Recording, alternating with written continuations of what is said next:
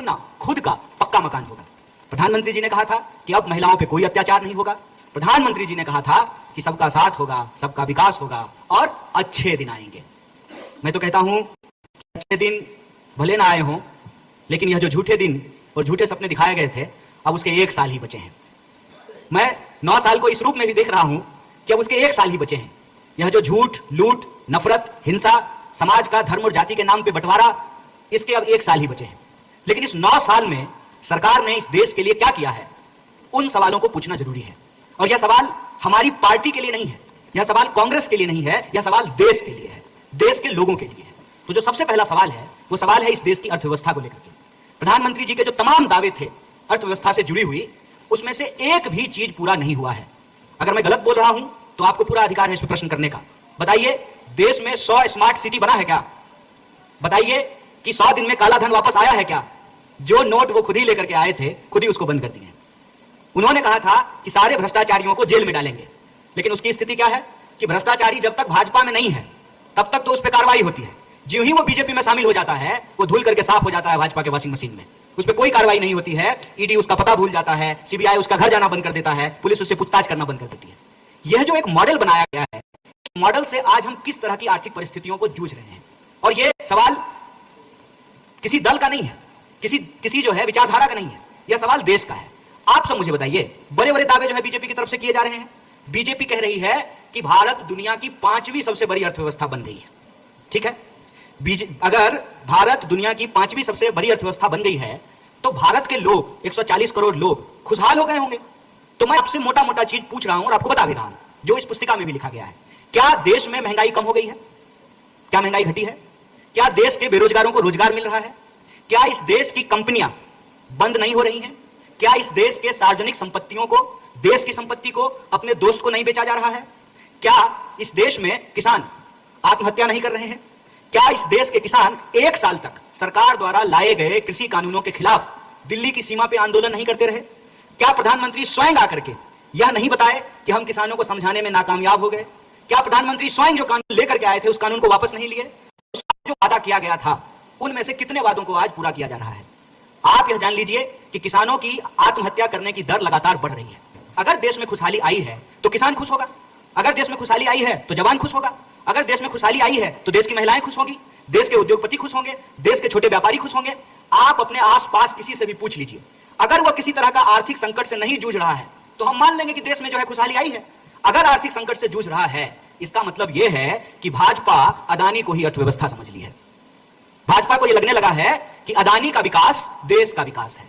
भाजपा को यह लगने लगा है कि देश के नाम पर देश की संपत्ति दोस्त को जो है औने पौने दाम में बेच देना है।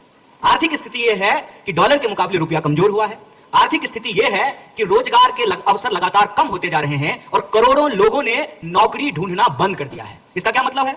मतलब यह है कि भारतीय राष्ट्रीय कांग्रेस के वक्त जो लोग मिडिल क्लास हुए थे, जो लोग अमीर हुए थे, जो लोग गरीबी रेखा से ऊपर उठ करके आए थे, जिनके घर में 4 व्हीलर आया, जिनके पास अपना पक्का मकान हुआ, जिनके घर में वॉशिंग मशीन आया, टीवी आया, मोबाइल आया, टेलीफोन आया, वो हवाई जहाज पर चढ़ने लगे, जिनके बैंक खातों में सेविंग हुआ, के अवसर नहीं है। और जो पैसा वो भारतीय राष्ट्रीय कांग्रेस के समय में कमाए थे, जो पैसा जो सेव किया था उन्होंने भारतीय राष्ट्रीय कांग्रेस के समय में, वो भारतीय जनता पार्टी की सरकार की कुनीतियों के चलते आज उस पर गुजर बसर करने के लिए विवश हैं। देश की वास्तविक स्थिति यह है कि सरकारी क्षेत्रों को अगर आप देख लें तो लाखों पद रिक्त पड़े हुए हैं जिस पर कोई बहाली नहीं होती है। अगर गलती से कहीं वैकेंसी आ जाए तो वैकेंसी आते ही धांधली शुरू हो जाती है। एक तो वक्त पे एग्जाम नहीं होता है, एग्जाम का अगर डेट आ जाए तो एग्जाम हॉल में पहुंचने से पहले ही पेपर लीक हो जाता है, और अगर पेपर हो गया हो, एग्जाम किसी तरह से हो गया हो, तो फिर लोगों को जो है वो नियुक्ति पत्र नहीं मिलती है, उनको जो है बहाल नहीं किया जाता है। सवाल यह है कि अगर दावा कर रहे हैं देश के गृह मंत्री कि देश आर्थिक रूप से खुशहाल हुआ है, किसानों की तरक्की हुई है, किसानों की आमदनी दुगुनी हुई है, तो मैं एक सवाल पूछना चाहता हूं, तो देश के गृह मंत्री ने अपने बेटा को बीसीसीआई का सेक्रेटरी क्यों बनाया? किसान बना देते। अगर किसान इतना खुशहाल हो गया है तो इस देश के मंत्री अपने बच्चों को किसान क्यों नहीं बना देते हैं? अगर किसान की आमदनी इतनी बढ़ गई है, इतनी खुशहाली बढ़ गई है, तो वो अपने बच्चे को क्यों नहीं किसान बनाते हैं? हकीकत यह है कि इस देश का प्रथम उत्पादक, फर्स्ट प्रोड्यूसर, सरकार की पॉलिसी के चलते आज घुट घुट कर अपनी जिंदगी जीने को विवश है। चाहे आप किसान की बात कर लें या छोटे व्यापारियों की बात कर लें। दूसरी बात ये क्या कह रहे हैं कि देश में मैन्युफैक्चरिंग बढ़ गया है। किसका? देश की कंपनियों का। मेक इन इंडिया का क्या मतलब होता है? मेक इन इंडिया का मतलब सिर्फ ये नहीं होता है कि भारत के भीतर बन रहा है। मतलब यह होता है कि भारत के लोग बना रहे हैं, भारत की कंपनी के लिए बना रहे हैं और भारत के लोगों के लिए बना रहे हैं। यह होता है ना। आप मुझे बता दीजिए, यहां बैठे हुए जितने लोग हैं, आपके पास जितने भी तरह का चीज आप इस्तेमाल कर रहे हैं, उसमें से कितना सामान जो है वो भारत की कंपनी बना रही है। मोबाइल पे बड़े बड़े दावे किए जा रहे हैं, सब अपना अपना मोबाइल निकाल करके देख लीजिए, कौन कंपनी का मोबाइल यूज कर रहे हैं। सामने इतना कैमरा लगा हुआ है, कैमरा निकाल करके देख लीजिए कौन सी कंपनी का कैमरा इस्तेमाल कर रहे हैं। जिस गाड़ी से चल करके आप इस प्रेस कॉन्फ्रेंस में आए हैं, वो गाड़ी की कंपनी किस देश की है। हमारे देश की स्थिति यह है कि हमारी तमाम जरूरत की चीजें जो पहले भारत की कंपनी, भारत के लोगों द्वारा, भारत के लोगों के लिए बनाया जाता था, आज ये स्थिति पूरी तरह से पलट दी गई है। इसीलिए अर्थव्यवस्था के मामले में यह सरकार पूरी तरह से फेल हुई है। खुद सरकार का दावा है कि हम 80 करोड़ लोगों को 5 किलो अनाज दे रहे हैं। मतलब 80 करोड़ जो लोग हैं वो 5 करोड़ अनाज लेने की स्थिति में हैं, और जब वो 80 करोड़ लोगों को अनाज देते हैं तो कहते हैं कि मास्टर स्ट्रोक है। और जब भारतीय राष्ट्रीय कांग्रेस ओल्ड पेंशन स्कीम को लागू करने की बात करती है, महिलाओं को बस में फ्री पास देने की बात करती है, 10 लाख का इंश्योरेंस देने की बात करती है, तो कहते हैं कि रेवरी पॉलिटिक्स हो रहा है। आप मुझे बताइए कि पार्लियामेंट 20,000 करोड़ का बनाना यह देश के पैसे की बर्बादी नहीं है। बच्चों के लिए स्कूल बनाना, अस्पताल बनाना और सड़क बनाना देश के पैसे की बर्बादी कैसे है।